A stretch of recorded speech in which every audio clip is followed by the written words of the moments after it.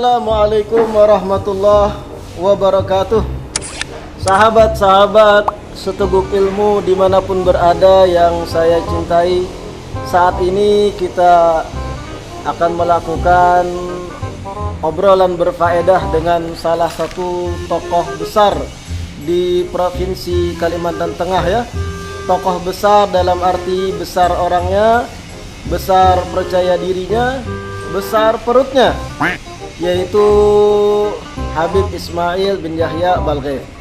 Ya, kita sambil menunggu kedatangan beliau ya, karena beliau ini orang sibuk begitu. Kita tunggu kedatangan beliau.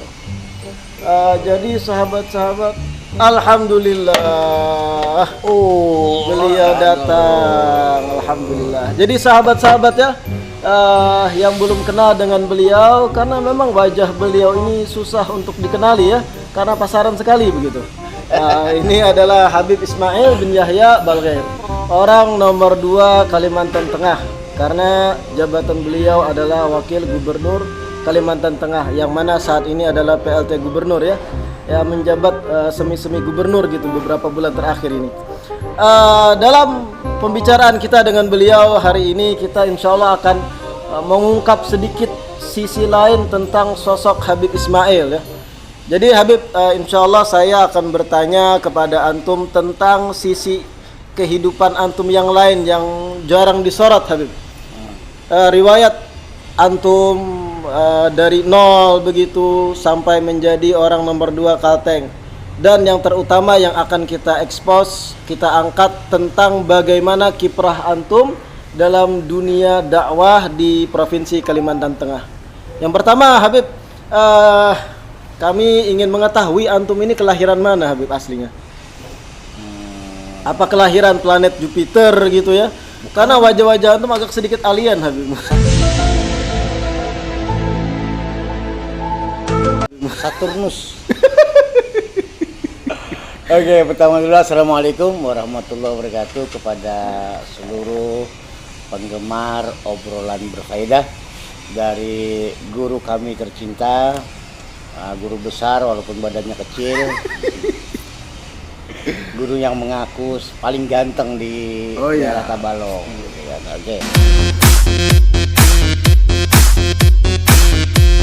Oke. Kita ucapkan dulu assalamualaikum warahmatullahi wabarakatuh. Waalaikumsalam. Ya, alhamdulillah saya juga kaget di rumah saya kedatangan tamu tak diundang. Habib Hasan bin Ahmad Ali Idrus. Iya. Dan ngajak ngobrol santai, obrolan berfaedah. Dan tadi tanya lahir di mana.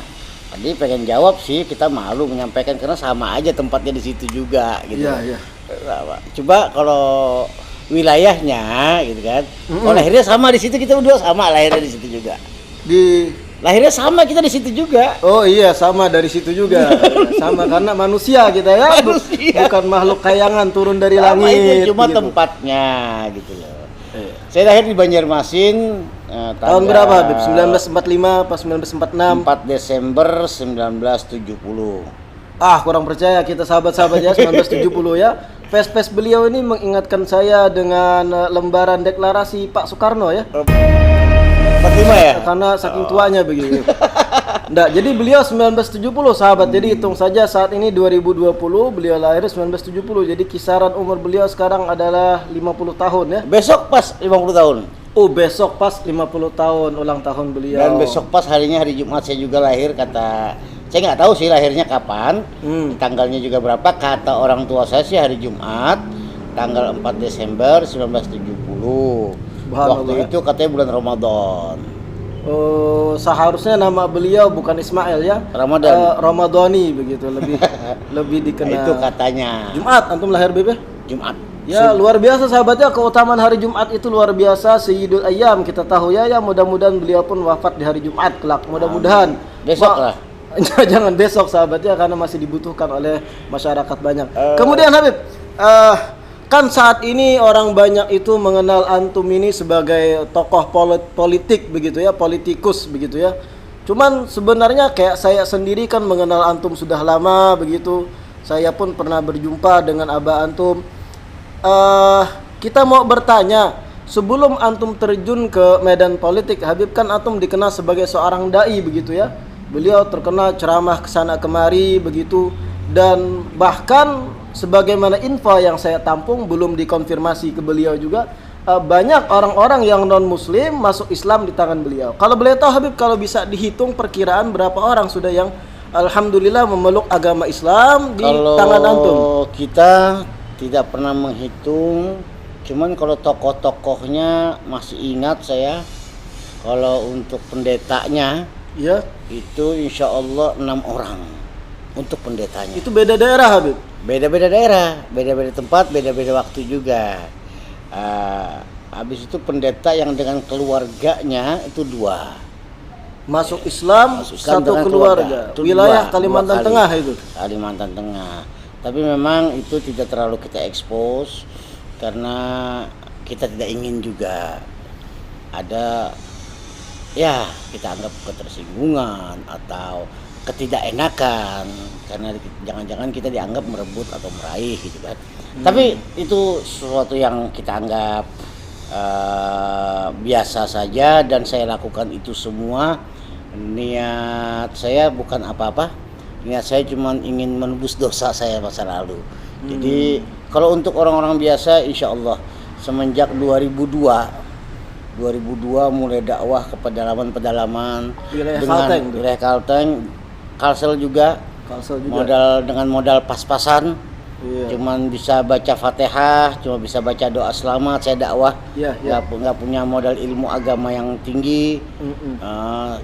Tapi saya coba itu semua dengan niat menebus dosa-dosa yang telah lalu, dan juga dengan niat untuk berbakti kepada orang tua. Alhamdulillah, kalau dihitung-hitung sih insya Allah 100 lebih Yang masuk Islam. yang masuk Islam. Alhamdulillah, ya. Bahkan ada satu cabang majelis kita dan yang sekarang sudah jadi madrasah itu, di awal pengembangannya insya Allah sekitar 7 bulan itu berdiri, ada 23 sudah yang masuk Islam di sana. Alhamdulillah. Di daerah pedalaman Kalteng, tidak kita sebutkan namanya. Dan kita sekarang juga lagi sedang membangun juga tempat-tempat majelis-majelis, tempat-tempat belajar di pedalaman-pedalaman Kalimantan Tengah dengan keadaan seperti ini. Dan kebetulan teman-teman kita mendukung. Kita kadang-kadang dakwah pakai trail, kadang-kadang nyebrang sungai, Ya, kadang-kadang membelah gunung kita untuk dakwah, untuk mengajak orang kepada kebaikan. Dan kita alhamdulillah dakwahnya kita selama ini untuk daerah-daerah tertentu kita dakwah tidak khusus muslim. Artinya tatkala kita bikin acara pengajian, Ya. yang hadir itu yang non muslim pun ada yang hadir. Bahkan beberapa kali saya ceramah maulid, di samping saya itu pendeta, Tokoh-tokoh adat setempat. tokoh-tokoh adat, tokoh-tokoh agama. Lalu penyampaian antum, materi yang antum bawakan Materi kita adalah tentang bagaimana indahnya Islam. indahnya Islam, bahwa Islam itu mengajarkan kedamaian karena nabinya yang memerintahkan untuk menebarkan kasih sayang. Rahmat itu kan kasih sayang. Naam. Kasih sayang. Dan kita katakan bahwa dalam Islam tidak ada ajaran kekerasan, jangankan masalah ajaran agama saja tidak ada paksaan, la ikraha fid din. Kita sampaikan seperti itu. Dan kita juga mengajak kepada seluruh umat muslim di Kalimantan Tengah untuk bisa membangun citra tersebut. Naam. Supaya bisa membangun citra tersebut, jangan sampai kita sebagai umat muslim itu ada cap yang negatif. Gitu. Itu aja. Jadi intinya adalah cuman sekedar, karena kita bukan orang yang ahli ilmu agama, dakwah kita ini sekedar untuk menjaga martabat daripada orang Islam atau muslim itu sendiri, agar tidak dapat merek, tidak dapat cap bahwasanya Islam itu agama yang penuh dengan kekerasan, yang disebarkan dengan kata orang pedang, dengan perang. Tidak. Iya, iya. Kita agama damai. Kita agama yang mencontohkan bagaimana hidup bermasyarakat yang baik. Kita agama yang dicontohkan oleh pemimpin sejati kita, yaitu Nabi kita Muhammad sallallahu alaihi wasallam, yang menghormati tetangga siapapun dia. Fal yukrim dhaifah, fal yukrim jaroh, fal yukrim macam-macam. Hormati tamu, hormati tetangga. Dan itu harus kita buktikan dan kita aplikasikan, kita implementasikan dalam kehidupan kita sehari-hari untuk menjaga nama baik kita semua. Dan tatkala kita menjaga nama baik kita semua, berarti kita menjaga nama baik pemimpin tertinggi kita, yaitu Nabi kita Muhammad sallallahu alaihi wasallam. Ya. Itu aja. Jadi Iya, betul tujuan sekali kita. sahabat ya. Jadi tadi kita sedikit menyimpulkan, yang pertama beliau tadi kita bertanya berapa banyak kisaran orang-orang yang non muslim kemudian terketuk hatinya untuk memeluk agama Islam yang indah ini, sebab beliau itu jumlahnya sekitar ratusan, Habib ya. Iya, Yang mana mungkin seorang dai pun terkadang dalam berdakwah 10-20 tahun bisa jadi, kalau kita berbicara perbandingan ya, bisa jadi yang masuk Islam di tangan seorang dai tadi belum tentu sampai ratusan begitu. Yang baru-baru ini minggu kemarin satu lagi tambah. Satu lagi masuk. Minggu kemarin Tanpa keterpaksaan. tanpa Luar keterpaksaan. biasa. Dan beliau tadi sedikit membahas juga, beliau ingin menyampaikan satu sudut pandang tentang agama Islam yang indah di bumi Kalimantan Tengah ini. Dakwah dengan lemah lembut, dakwah dengan kasih sayang, dengan memperhatikan aspek-aspek sosial, bermasyarakat dan yang lain. Dan kalau kita tinjau sejarah juga ya, mungkin agama Islam yang indah ini masuk ke Kalteng semua melalui dakwah yang santun, semua melalui dengan pendahulu-pendahulu kita yang mereka masuk ke wilayah sini dengan akhlak, kemudian menunjukkan etika yang baik, menghormati adat setempat begitu Beb ya. Tidak ada satupun dengan kekerasan, dengan pedang begitu Tidak ya. ada. Dan biasanya itu yang awal-awal dulu adalah dari kawin kemawin. Oh, dari perkawinan begitu. Dari perkawinan. Jadi kita sudah masuk sampai ke pelosok-pelosok. Kita pernah yang pakai sepeda motor sehari sampai 2 hari. Iya. Kita pernah yang jalan kaki karena tidak bisa ditempuh lagi, jalan kaki ke gunung, ke hutan. Ternyata awal-awal masuk Islam itu, dan saya sampaikan di sini untuk yang tempat-tempat yang pernah kami kunjungi di luar Pangkalan Bun ya, karena Pangkalan Bun itu pengaruh Islam itu dari kerajaan kebanyakan. Betul. Nah, kalau untuk daerah Sampit, daerah Kapuas atau daerah Kahayan, itu kebanyakan itu dari kita berterima kasih nih kepada pedagang-pedagang orang negara. Oh, lewat sungai, via Lewat sungai, mereka yang berdagang sampai setahun nggak pulang kan banyak tuh. Betul. Yang dulu kan caranya begitu. Nah, mereka berdagang di sana, mereka kawin, akhirnya anak tokoh adat, anak orang sana lalu masuk Islam dan keluarganya juga ikut masuk Luar biasa, Islam. luar biasa. Nah, itu penyebarannya lewat situ. Tinggal sekarang ini yang kita perlu pikirkan, dan alhamdulillah selama menjabat kita sudah berbuat juga walaupun cuma sedikit perbuatan kita, Ya. yaitu membina mereka-mereka di pedalaman.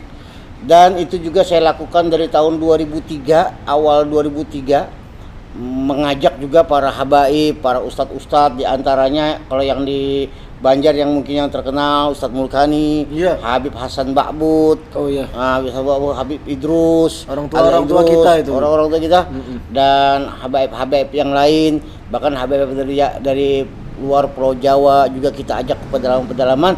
Untuk apa? Untuk bisa membina mereka. Satu hal, kita juga dulu pernah ada program khuruj majelis taklim kita untuk mengajarkan bagaimana cara memandikan mayat, mengkafani, mengurus jenazah lah. Karena ada sebagian tempat yang memang daerah itu tidak ada itu semua. Jadi kalau ada yang meninggal dari orang muslim meninggal, susah mencari orang yang bisa nyembahyangin, orang bisa mandiin, susah. Jadi kita ambil celah-celah yang belum diambil orang lain, kita ambil celah-celah itu, kita berjuang untuk itu semua. Dan satu hal lagi, itu padahal niatnya waktu itu adalah, sekali lagi saya pernah adalah orang yang banyak dosa, dan itu saya sesali semuanya. Dari tahun 2001 alhamdulillah Allah memberikan kepada saya hidayah untuk bisa kembali. Diawali dulu pernah sakit selama lebih 47 hari. Oh, ini yang cerita di Kalimantan Timur. Iya. Oh, jadi sahabatnya, ini padahal saya ingin mempertanyakan hal itu. Beliau ini sesuai informasi yang saya terima ya, yang kita konfirmasikan nanti ke beliau. Beliau ini pernah sekitar sebulan lebih begitu ya, dalam keadaan sekarat begitu.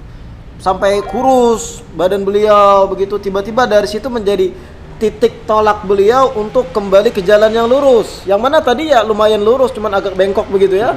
Tiba-tiba menjadi lurus total, berpikir untuk kebaikan akhirat. Kalau bisa coba diceritakan Habib, itu tahun berapa dan di mana dan Tahun apa ceritanya? 99 2000. Bahkan ada cerita-cerita dari orang-orang yang saya dengar, antum itu ada sempat dimimpikan macam-macam begitu ya. Alhamdulillah. Bisa diceritakan juga mimpi itu Habib. Ya itu kalau memang ada pernah dengar, ini memang jarang saya ceritakan, Cuman saya dengar itu Habib. hanya orang-orang tertentu dan orang-orang yang melihat langsung yang menceritakan. Bahkan saya juga tidak tahu apa yang saya lakukan dulu. Jadi tatkala saya sadar, anggaplah sembuh, baru orang cerita. Gitu kan. Yang cerita itu saksi hidup masih ada Haji Gufron di Bengalon, Kaltim. Banyak Imis, ada Haji Basit dan banyak orang-orang sana. Dulu saya pernah sakit yang tidak terdeteksi oleh dokter. Oh gitu. Ya. 2001 ini. 2000 Tahun 2000. tahun 99 2000. Jadi di Kaltim waktu itu Itu antum bekerja apa di Kaltim? dulu di Kaltim itu kerja bansau. Oh, bisnis perkayuan begitu. Bukan bisnis, buruh. Buruhnya. Jadi tukang potong Tukang pohonnya, tukang potong, bawa, tukang buang gabuk, tukang angkut, tukang berkelahi juga tukang gitu. angkut ke kapal, tukang tagih hutang. Tukang tagih hutang juga waktu itu. Tukang ojek juga gitu ya. Tukang ojek pernah juga. Kalau untuk kerja-kerjaan semuanya sudahlah. Kita mendulang pernah, karena kita terlahir bukan dari golongan orang kaya. Nah, Walaupun mungkin kalau di Sampit orang semua kenal dengan kakek saya, termasuk orang ada, tapi kami tidak. Dulu pernah sakit itu. Jadi waktu itu ada yang menampung saya dalam keadaan sakit, ada yang menampung, namanya Haji Gufran. Kalau gelarnya itu Haji Logop. Haji Logop. Haji Logop itu dulu termasuk preman juga, masuk orang yang berani juga, dan ya sama lah dengan yang lain, kehidupan kelam, tapi sekarang juga sudah menjadi tokoh agama juga di Bengalon. Sekarang jadi sentral, kalau ada habaib, ada ulama, ada kiai, ada acara apapun pasti ke sana. Iya. Dulu di situ dirawat sekitar 47 hari. Waktu itu saya tidak bisa Dan tidak terdeteksi dari segi medis itu ya. Tidak, sudah Tapi dibawa. kalau penyakit di mata orang kampung apa disebut itu? Belum tahu juga. Wisa bukan juga? Ada kalau dibilang wisa badan tidak kuning. Oh gitu. Cuman kurus ya? Ya, kurus. Dan satu hal lagi. Tapi yang pasti bukan corona, Bib ya? Oh ya, bukan. Waktu itu saya nggak mau makan katanya. Kata mereka. Selama 47 hari? Selama kurun waktu itu mungkin bisa dihitung makan berapa kali gitu. Tapi terus terang, setelah saya sembuh saya cerita kepada mereka bahwa saya tidak merasa sakit waktu itu. Yang antum kerjakan dilihat orang banyak bagaimana, Bib? Selama tidur 40 hari? Tidur. Disiapkan kamar sama Haji Logop karena tidak bisa ngapa-ngapain, tidak bisa beranu. Saya disiapkan kamar di atas. Di atas, tidur, makan dilayani, semuanya serba dilayani. Tapi waktu itu terus terang, andai kata sejarah bisa terulang, ya, dan andai kata boleh meminta, saya pengen seperti itu lagi.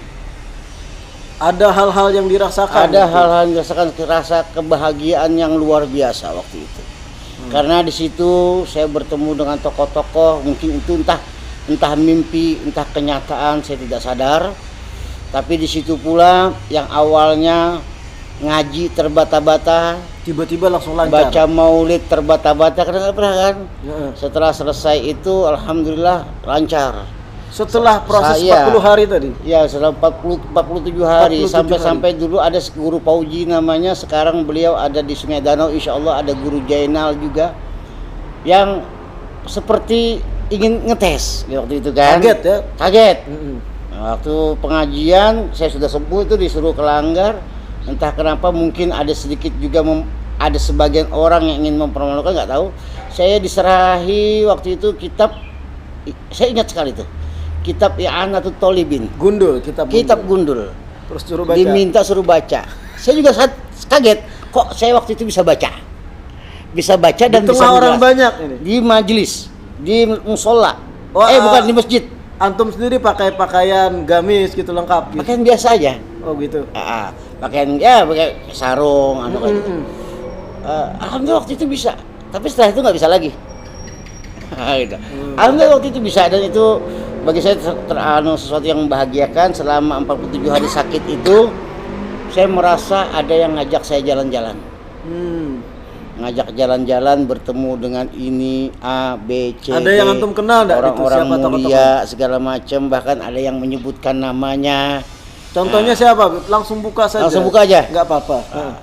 Yang Biar jadi sudut pandang ini mungkin jarang terkuak ya tentang sosok Habib Ismail nih ya. Orang taunya beliau politikus, orang taunya beliau ini suka trail. Cuman ini cerita masa lampau yang justru cerita-cerita itu yang menimbulkan saya tertarik dekat dengan beliau di awal-awal ya, Jadi- sebelum beliau terjun ke dunia politik gitu. Jadi pertama-tama tokoh-tokoh ulama-ulama besar di Indonesia Yang sudah wafat. Nah, waktu itu ada juga yang belum wafat. Yang belum wafat menemui saya dalam entah mimpi entah apa, ngajak saya jalan-jalan. Ada juga. Di masa 47 hari itu Iya. ya. Habis itu saya ketemu dengan salah seorang tokoh yang disegani, umatnya banyak. Waktu itu saya lihat dalam pertemuan itu, saya diajak dia duduk. Orangnya botak, rambutnya panjang sampai bahu. Maksudnya botak telongor. Iya, iya. Namun dia mengenalkan diri kepada saya dengan bahasa Arab yang saya juga bingung waktu itu, dia kok ngomong dengan saya bahasa Arab. Antum paham. Ya. Jadi intinya namanya tuh dia bilang saya Muhammad bin Muhammad. Begitu saja. Hujjatul Islam. Ya. Setelah ciri itu khas- saya baru tahu. Jadi beberapa hari kemudian, saya ingat beberapa hari kemudian baru ada orang datang ke saya lagi. Bertanya, dapat pesan apa dari Imam Ghazali? Saya bilang, Imam Ghazali yang mana? Oh, orang ini tanpa sebab tanpa apa datang ke antum Datang langsung ke saya, bertanya. langsung bertanya. Dapat pesan apa dari Imam Ya, Ghazali? itu pun Orang ini siapa kok bisa tahu mimpi antum? Orang ini saya juga nggak kenal. Tiba-tiba datang ke antum setelah cuma sadar. sebelum sadar juga. Oh, iya, dalam mungkin dalam mimpi juga, dalam hayalnya. Kemarin katanya antum duduk bersanding dengan beliau, dapat pesan apa dari Imam Ghazali? Saya kaget. Saya belum pernah ketemu Imam Ghazali. Saya bilang, itu yang kemarin yang ciri-ciri disebutkan. Oh, baru saya sadar bahwa saya Muhammad bin Muhammad itu adalah Muhammad Al-Ghazali At-Tusi. saya waktu itu memang kosong dari ilmu agama. Kurang tahu siapa Saya tokoh, kurang ciri-ciri tahu tokoh tokoh-tokoh, tertentu. kurang Ya. tahu segala macam.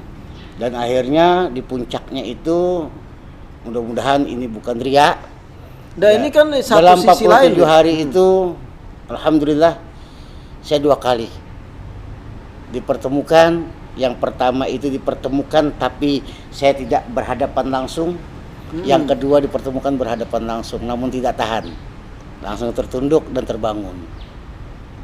Yang pertama ya Sayyidul Wujud sallallahu alaihi wasallam.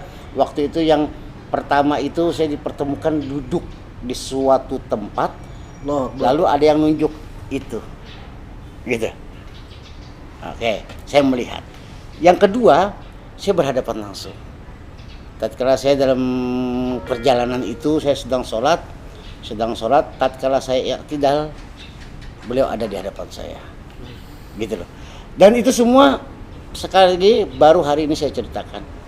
Dan itulah awal mula Titik balik antum titik balik ke dunia dakwah. titik balik itu akhirnya kita pulang waktu itu masih kerja di Bansau, pulang diajak orang ke Guru Cantung.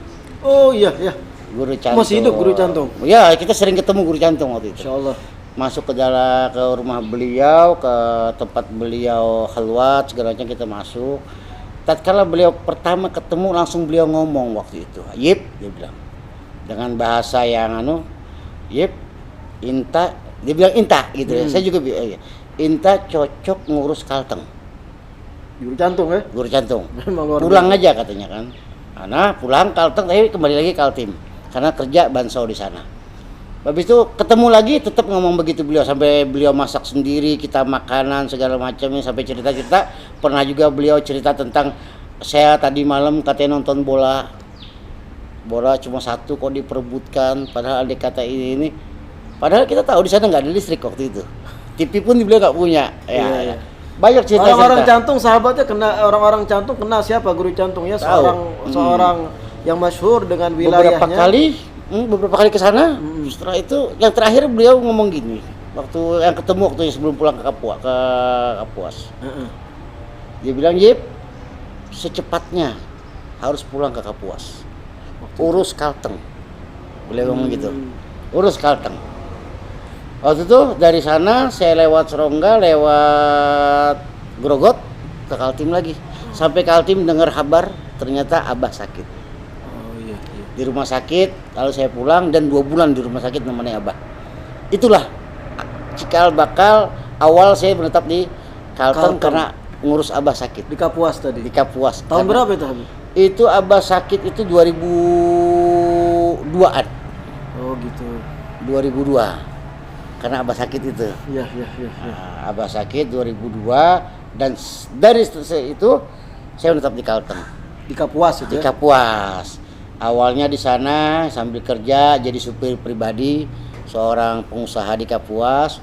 Nah, dari supir pribadi itu pula kita orangnya senang ke majelis, kita pergi ke majelis-majelis mana-mana segala macam dan juga mendirikan majelis juga di sana segala macam dan akhirnya dapat kepercayaan. Entah bagaimana kita suruh ceramah, alhamdulillah disambut orang bagus ceramahnya, walaupun kita kadang-kadang bingung tapi kita buka kembali rekaman, alhamdulillah kita tanya kepada guru-guru apa yang saya sampaikan betul-betul gitu kan. Ada evaluasi Ada setelahnya. evaluasi. Nah, itu ciri seorang dai yang betul ya. Jadi setelah ceramah selalu merasa ada kekurangan begitu. Bukan menganggap apa yang sudah disampaikan sempurna untuk dievaluasi kita lagi. sampaikan kepada guru-guru tatkala diminta ceramah, saya bilang nggak bisa dipaksa oleh mereka. Ayo kita sampaikan apa adanya, setelah pulang kita kumpul sama guru-guru, ustadz-ustadz muda dan tua. Waktu itu ada guru Talib, waktu itu ada guru-guru yang lain. Saya tanya, guru bagaimana yang saya bicarakan ini? Ada salah nggak? Gitu kan? Oh bagus, cuma kalau bisa tambahi ini, nah, itu tambahan masukan ilmu-ilmu tambahan dari beliau-beliau lah yang menjadikan jalan dakwah kami itu semakin lancar. Dan satu hal lagi supaya cepet nih karena cuma 20 menit kan. Awalnya saya anti politik. Awal ya? Awal. Saya masuk politik itu karena suatu boleh saya anggap awalnya itu adalah kecelakaan, namun ternyata itu bukan kecelakaan, itu adalah pilihan Allah buat saya. 2009 saya diminta untuk mendaftar jadi anggota dewan. Waktu itu saya tidak mau. Diminta oleh masyarakat. Teman-teman masyarakat. Saya nggak mau waktu itu. Karena kita di dakwah banyak yang juga bilang andai kata dakwah dimasukkan ke politik maka majelisnya nanti sepi. Sementara majelis antum sebelum antum terjun ke dunia politik sudah dibangun itu di Kapuas. Sudah. Dan jamaah ribuan yang hadir. Dari 2003 Saya dengar itu, saya masih mondok di Bekasi waktu itu. Sudah dibangun. Habis itu kita pindah ke hutan. Rumbiarup itu ya. Rumbiarup. Sudah dibangun. Rumbiarup sudah 2009 tuh Rumbiarup itu sudah berganti beton, jadi majelis yang Rumbia itu jadi rumah saya. Jadi rumah Sampai 2014. Besarang nih. Besarang. Jadi anggota dewan 5 tahun pun saya tetap rumah papan tipis atap Rumbia. Jadi anggota dewan itu. Setelah selesai jadi anggota dewan, terima jadi anggota DPD RI, baru jamaah bikinkan rumah di samping majelis tersebut. Iya, saya lihat rumahnya sederhana sekali rumah itu. Oke. 2009 itu diminta. Waktu itu saya nggak mau, tapi karena permintaan dan saya minta izin sama orang tua mengizinkan. 2009 itu. 2009 awal untuk saya jadi masuk anggota DPRD provinsi. Saya siapkan, alhamdulillah ijazah yang belum pernah saya sentuh sama sekali. Ternyata dapat ijazahnya, katanya sih dalam panci. Ya saya serahkan. Semua diatur, semua ada yang diurus. Setelah itu saya nggak ikut-ikutan lagi. Saya tidak pernah kampanye. Silakan tanya teman-teman yang pernah di Kapuas ya, apakah saya kampanye. Saya enggak. Bahkan tatkala saya mencalon dari partai, waktu itu partai kecil yang tidak ada anggota DPRD provinsi yang jadi se-Kalimantan, bukan Kalteng saya se-Kalimantan yaitu PKNU. Partai apa itu? Ya itu PKNU, Partai Kebangkitan Nasional Ulama. Nasional Ulama. Iya. Waktu itu juga saya nggak ikut nyoblos. Nggak ikut nyoblos, mencalon dan nggak ikut nyoblos, menyanyiakan satu suara. Iya, karena memang kita cuma sekedar mengabulkan hajat teman dan ya menyenangkan hatinya lah. Waktu itu diterima. Ya, waktu itu saya ingat saya lagi di Solo, lagi ziarah di Solo. Ziarah di Solo, saya ditelepon oleh Kapolres waktu itu Pak Yun Imanillah. Dia ngomong, "Beb, selamat ya." Kenapa? Terpilih. Saya bilang terpilih apa?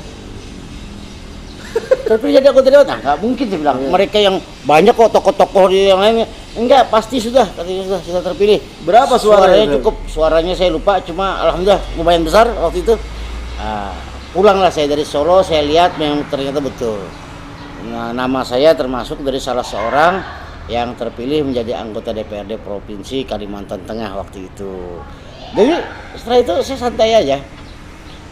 Nah, semangat politik itu di pertengahan jalan timbul tatkala abah saya cerita. Apa kata abah? Abah cerita begini, ini sudah terlanjur. Jadi jangan mundur dan terus. Jadi beliau cerita begini. Dalam bahasa Banjar ya. Nah, dalam bahasa Indonesia begini. Kamu tahu nggak apa sebab Rasulullah SAW di Mekah 13 tahun, kalau dibandingkan dari beliau lahir 43 tahun di Mekah. Pengikutnya cuma sedikit dibandingkan tatkala beliau di Madinah. Iya. Pengikutnya banyak sekali, bahkan sampai ke Indonesia. Betul. Waktu itu dengan lugunya saya menjawab karena abah bercanda waktu itu bertanya. Saya anggap bercanda. Ya jelas bah, kehendak Allah. Iya, kalau sudah itu gak ada jawaban lagi kata abah. Tapi ayo kita kupas. Asbabnya. Lalu berbicaralah abah panjang lebar. Namun diambil kesimpulan dari cerita tersebut, abah saya ngomong, tahu nggak? Kenapa Rasulullah SAW itu dakwahnya di Mekah kurang berhasil dibandingkan di Madinah? Dari segala macam-macam asbab atau alasan, yang sesuai untuk kamu sekarang dijelaskan adalah satu alasan. Karena politik kekuasaan. Di Mekah, Rasulullah itu dakwah sebagaimana kiai-kiai, ustadz-ustadz, mubaligh, dai dakwah. Tanpa dukungan penguasa, tanpa dukungan kekuatan kekuasaan. Waktu itu biasa ceramah-ceramah biasa, mengajak orang kepada kebaikannya. Tapi bedanya dengan di Madinah. Betul. Di Madinah Nabi dakwah plus kekuasaan Dan mengatur. Beliau yang mengatur semuanya. Beliau yang berkuasa waktu itu, andai kata waktu itu presiden, beliau presidennya, andai kata waktu itu kerajaan, beliau rajanya, andai kata waktu itu adalah gubernur provinsi, beliau adalah gubernurnya, beliau juga panglima perangnya, beliau yang mengatur ekonominya, mengatur politiknya, perang, semuanya. Semua aspek. Intinya apa? Politik dan kekuasaan di Madinah waktu itu semua dipegang oleh muslimin atau Rasulullah SAW. Dan berdakwah dengan kekuasaan hasilnya akan lebih bagus, dakwah kita akan lebih didengar oleh masyarakat. Dari situ semakin timbul semangat waktu itu untuk tetap berpolitik. Namun 2014 semangat itu kendor lagi. Tatkala PKNU tidak masuk sebagai peserta politik partai yang ikut peserta pemilu 2014, hampir kita mundur. Lalu ketemu lagi waktu itu dengan seorang teman. Dia tanya, gimana Beb? Maju lagi? Enggak, saya bilang saya akan kembali ke majelis kayak dulu lagi. Walaupun waktu jadi anggota DPR pun kita majelis tetap. Iya. Bahkan saya tidak menemukan sebagaimana orang bilang tatkala masuk politik katanya majelis akan sepi, kita akan ditinggalkan umat, ternyata tidak. Tetap majelis lancar, bahkan umatnya bertambah, yang datang juga bertambah, dan dakwah kita semakin luas. Jadi politik waktu itu saya anggap sebagai, anggaplah mikrofon atau sound system gitu loh, saya anggap itu. Ya, sebagaimana kalau kita ngomong di lapangan bola, kalau kita ngomong di pinggir sudut kiri, cuma sudut kiri yang dengar, sudut kanan tidak dengar. Ya kayak gitu. Kalau kita ngomong di tengah aja yang dengar, empat sudut dengar. Tapi tatkala kita pakai sound system, pakai mikrofon, dimanapun kita ngomong semua akan mendengar. Itulah politik bagi saya. Nah, oke. 2014 saya masuk DPD RI dengan tanpa partai, dan alhamdulillah waktu itu dapat suara terbanyak di Kalimantan Tengah. Sekalteng ini saya suara terbanyak nomor 1 di Kalimantan Tengah 2014. Sesuatu yang juga tidak saya sangka, tidak dikira, karena sekali lagi kita bukan politisi yang mengandalkan uang, karena memang kita bukan orang yang punya uang. Betul. Kita bukan orang punya uang, kita cuma mengandalkan pertemanan. Alhamdulillah teman-teman bekerja tanpa pamrih, tanpa keluar speser pun. Memang ada bikin kalender, bikin kartu nama, tapi saya anggap kalender dan kartu nama itu pun bukan uang saya, karena itu banyak sumbangan dari teman-teman, dari guru-guru, dari kiai-kiai yang menyumbang kalender, membagikan ke jamaahnya masing-masing. Waktu itu seperti itu. Ini pekerjaan politik. 2015 saya diminta untuk menjadi wakil gubernur. Waktu itu saya juga sempat menolak, beberapa kali menolak, tapi karena desakan-desakan banyak, akhirnya saya mau, dan alhamdulillah juga waktu itu bisa menang. Dan itu disetujui banyak habaib kita. Banyak. Ya? Banyak dorongan sahabat ya dari tokoh-tokoh habaib yang mungkin bisa disebut namanya. Banyak, Habib Thohir, Habib Zainal Abidin Segap, segala macam, dan Habib-Habib yang lain juga yang mendorong kita. Tokoh, bahkan Habib-Habib yang biasanya nggak mau ikut politik segala macam, tatkala mendengar kita mencalon, mereka mendoakan, bahkan mendukung. Karena ini Kalimantan Tengah. Karena ini Kalimantan Tengah, termasuk, minta maaf, saya sebut namanya Ustadz Segap Baharun misalnya, kan Habib Zain Baharun dan yang lain-lainnya juga. Alhamdulillah seperti Ahmad bin Zain Al-Kaf, Allah yarham, almarhum itu mendukung sekali itu, sering telepon, ayo ini, oke. Dan pesan-pesan mereka tatkala itu adalah tatkala menjabat, tolong gunakan jabatan ini untuk beribadah, dan itu alhamdulillah kita laksanakan sesungguhnya. Dan sekarang ini saya menjadi PLT gubernur karena tidak maju lagi. Nah, kenapa tidak maju lagi? Itu alasan yang nanti setelah pilkada ini bisa kita buka, bukan sekarang kita bukanya, ya kayak gitu. Oke. Dan satu hal lagi, teman-teman sekalian dimanapun berada, saya ingin memberikan motivasi bahwasanya keberhasilan itu untuk apapun juga bukan sesuatu yang diraih begitu saja atau instan. Ada proses-proses tertentu. Betul. Saya pernah jadi tukang ojek, saya pernah dorong gerobak di Surabaya, dorong gerobak di tengah terik itu, jalan berapa kilometer dorong gerobak muatan kayu. Saya pernah jadi supir truk, saya pernah ngangkut ulin di Kerengpangi, banyak saksi bagaimana saya jual beras sambil nyupir, jual beras sendiri, ngangkut sendiri. Saya pernah ngangkut karet, saya pernah taksi kelotok.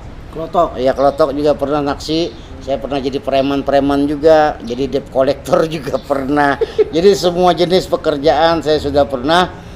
Yang belum pernah saya cuma jadi tukang beca. Karena waktu itu saya nggak mau di belakang orang. Jadi saya pernah bansau, saya pernah mendulang, saya pernah juga nyinso kayu dan kerjaan-kerjaan yang lainnya. Dalam pekerjaan-pekerjaan tadi Habib pernah terjadi percekcokan, sering. Dan orang-orang yang pernah berkelahi dengan antum sekarang bagaimana? Pernah kita bertemu lagi enggak? Reunian gitu? Ada yang dulu yang minta maaf, ada yang nggak tahu, dia bilang saya nggak tahu kalau antum habaib. Saya bilang memang bukan, saya bilang kan. Ya, ada yang sampai sekarang manggil amang-amang gitu loh. Dan memang itu nggak masalah itu. Namun ada juga teman-teman yang dulu sesama supir segala macam, yang sekarang ketemu dan dia ikut sekarang di pengajian kita, ikut di jamaah kita. Dan kita ajak mereka semua, ada yang mantan pengedar, semua kita. Kenapa? Karena kita, alhamdulillah kita tahu bagaimana caranya meninggalkan itu semua. Karena kita pernah. Seperti halnya minta maaf seperti rokok. Orang yang tidak merokok atau tidak pernah merokok, tatkala masuk ke ruangan AC, yang di situ ada tulisan dilarang merokok, orang itu tidak akan merasakan apapun juga, dianggap biasa-biasa saja, kayak gitu. Tapi orang yang merokok, tatkala lama di ruangan ber-AC dan dilarang merokok, dia akan gelisah. Dia akan mencari bagaimana caranya supaya dia bisa merokok. Begitu juga orang-orang yang pernah melakukan kesalahan-kesalahan atau kita dalam kurung maksiat, yang biasa bebas, hidup bebas, tatkala dia masuk ke pertobatannya, ya, dia masuk ke dalam aturan yang banyak aturan, karena agama itu ada aturan, mengatur. Mungkin ada yang nggak tahan, saya lebih baik bebas kayak kemarin, ya kan? Dan kita punya cara-cara untuk menjadikan mereka tahan. untuk menjadikan mereka tidak memikirkan lagi itu semua dan memikirkan bagaimana untuk mencari bekal dalam kehidupan yang sebenarnya. Dan itu alhamdulillah beberapa orang banyak juga yang kita ajak itu, dan alhamdulillah sampai sekarang masih dalam bimbingan Allah Subhanahu wa taala lewat kita. Saya dan kita semua tentu tidak akan bisa membimbing mereka. Kita cuma memberikan jalan, laksana dokter cuma ngasih resep obat. Yang menyembuhkan adalah Allah Subhanahu wa taala. Begitu juga kita. Terakhir Habib, ini karena sudah kepanjangan. Sambil ngerokok juga nih. Silahkan. Jadi sebagaimana yang saya dengar informasinya sahabatnya, beliau ini Habib Ismail sudah sekian tahun gitu, terkadang membiayai beberapa orang dari kampung-kampung tertentu begitu ya, anak-anak yang muda-muda untuk sekolah di pesantren. Yang mana itu nanti setelah pulang, setelah selesai belajar yang di pesantren, cikal bakal untuk berdakwah di kampungnya sendiri. Ada berapa anak yang antum biayai Habib dari semenjak tahun 2009 ya? 2009, 2008 awalnya. Ada berapa anak yang sudah antum biayai kalau secara total? Sekarang ini perkiraan. Sekarang ini yang sedang kita biayai 27 orang. 27 orang. Yang sekarang nih yang masih kita biayai. Yang masih dalam proses pembiayaan, masih di pesantren. Yang sebelumnya banyak. Kalau di total ya kita anggap nggak usah banyak lah, kita anggap sekitar 50 orangan. Dan itu kembali ke kampung masing-masing berdakwah. Dan kita juga dari tahun 2005 menyebarkan guru-guru mengaji di pedalaman-pedalaman, kita gaji, kita berikan fasilitas, berikan sepeda motor ya. Saya dengar infonya tuh kita kasih sepeda motor, kita kasih sepeda, kita kasih fasilitas supaya mereka mau mengajar di sana, dan kadang-kadang juga kita kawinkan gitu, di tempat-tempat tertentu. Dan sekarang ini juga kita lagi mencari juga guru-guru yang mau kita ajak ke pedalaman, khususnya daerah Barito Timur. Ya kemarin saya cerita itu, dan ada juga daerah Kahayan. Kita cari guru-guru dan kita siap walaupun seadanya kita akan biayai hidup mereka untuk dakwah, karena tidak mungkin dakwah itu bisa sendiri. Dakwah itu harus bergabung. Harus orang-orang yang mempunyai harta berlebih harus bersinergi dengan mereka yang punya kemampuan untuk mengajar. Makanya saya sering jamaah-jamaah teman-teman kita juga sering bilang dengan bahasa yang cocok, Bib katanya, atau Bah, tuh ada orang menyambat tipian, bahasa kita kan, artinya tuh ada orang yang fitnah Abah tuh, ya kurang mengenal begitu. Bilang bahwasanya Habib jual agama, Habib ini, Habib macam-macam lah yang jelek-jelek tentang saya nggak pernah marah, karena tahun 2001 itu saya menutup kemarahan saya untuk hal-hal seperti itu. Saya diejek apapun juga saya terima. Nah, saya bilang sama mereka, biarlah orang memfitnah, biarlah orang menggibah, biarlah orang mengejek kita, biarlah orang merendahkan kita, meremehkan serta melecehkan kita. Kita nggak ada masalah sama mereka. Kita hanya mencari ridha Allah. Dan satu hal, orang yang meremehkan kita, orang yang mengejek kita, orang yang fitnah kita, itu karena mereka tidak tahu yang kita perjuangkan. Andai kata mereka tahu dan pernah ketemu dan percaya dengan apa yang kita perjuangkan, melihat sendiri dengan mata kepalanya, saya yakin bukan ejekan lagi yang akan keluar dari mulut mereka. Dukungan, doa, serta mungkin pujian untuk kita semua. Tapi itu kita tidak minta. Dan alhamdulillah banyak orang yang dulu ngejek sekarang malah ikut berkiprah dengan hartanya, ikut berkiprah dengan tenaganya, ikut berkiprah dengan pemikirannya dalam hal dakwah Islamiyah di bumi Kalimantan Tengah ini. Luar biasa ya sahabat ya.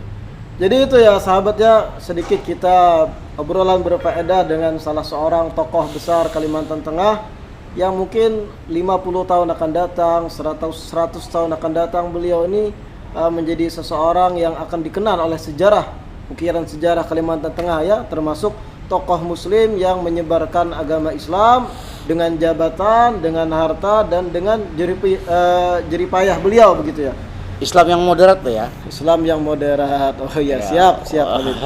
Jadi mudah-mudahan sahabat-sahabat yang mendengar apa yang disampaikan oleh Habib Ismail tadi menjawab semua pertanyaan-pertanyaan yang selama ini berada di benak-benak sahabat ya. Bingung kenapa Habib Ismail ini, bagaimana riwayat hidupnya. Kalau lihat sekarang ya beliau punya jabatan. Coba kalau kita flashback, lihat bagaimana masa lampau beliau, pernah jadi preman, pernah jadi orang-orang yang tersesat lah begitu Habib ya. Tersesat entah kemana, tiba-tiba sampai pada satu titik karena beliau pun seorang sayyid ya, dapat teguran satu titik. Di titik itulah menjadi beliau kemudian kembali ke jalan yang lurus, bahkan lebih lurus dari banyak berapa orang yang seangkatan dengan beliau begitu. Mudah-mudahan sahabat, mungkin sedikit Habib Ismail pesan terakhir gitu buat sahabat-sahabat, buat channel Seteguk Ilmu ini apa pesan terakhir adalah hiduplah dalam dakwah. Apapun yang kita kerjakan, niatkan dakwah. Tuh. Apapun profesi kita, apapun jabatan kita, apapun keseharian kita, niatkan itu dakwah untuk mengajak orang kepada kebaikan. Andai kata dia belum bisa ikut agama kita, paling tidak dia ikut kebaikan agama kita. Siap. Gitu. Jadi hiduplah selalu niatnya adalah dakwah. Dan perjalanan hidup saya, alhamdulillah saksi hidupnya masih banyak.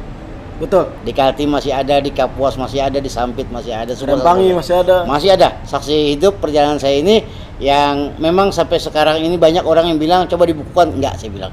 Kalau orang lain mau membuka silakan, kalau saya enggak. Karena baru hari ini saya terbuka sekali, biasanya saya tertutup. Iya. Saya bukan siapa-siapa dan Nggak, saya menjadi antum terbuka soalnya saya hostnya di sini. gitu.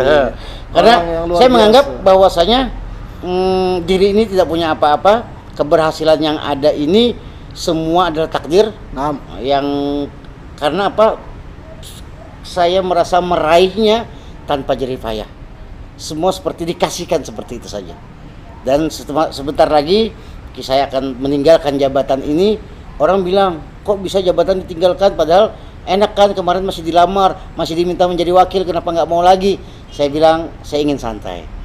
Dan saya yakin rezeki tetap ada. bahkan ada tadi berita ya, antum ingin bermukim di satu tempat ilmu ya. Ada wacana Doakan. beliau sahabat, insya Allah akan tinggal setahun atau setengah tahun di kota Tarim Hadramaut demi memperdalam ilmu agama dan demi memperbaiki kualitas peribadahan dan sebagainya. Iya. Itu salah satu sebab beliau ingin santai tadi. Karena beliau ingin memfokuskan diri untuk ibadah, karena beliau sudah tua ya, 50 tahun begitu. Mau nyari apa lagi? Ada Jabatan waktu akan santai, selesai gitu ya. waktu santai, insya Allah dananya ada. Dapat izin mungkin saya akan ngajak istri saya untuk menetap di sana untuk ya Sambil kita fokus belajar. khusyuk beribadah sambil belajar bagaimana sih ibadah yang sebenarnya untuk meraih ridho ilahi. Nah, mudah-mudahan bermanfaat sahabat ya. Saya ucapkan di sini terakhir assalamualaikum warahmatullahi wabarakatuh. Waalaikumsalam warahmatullahi wabarakatuh.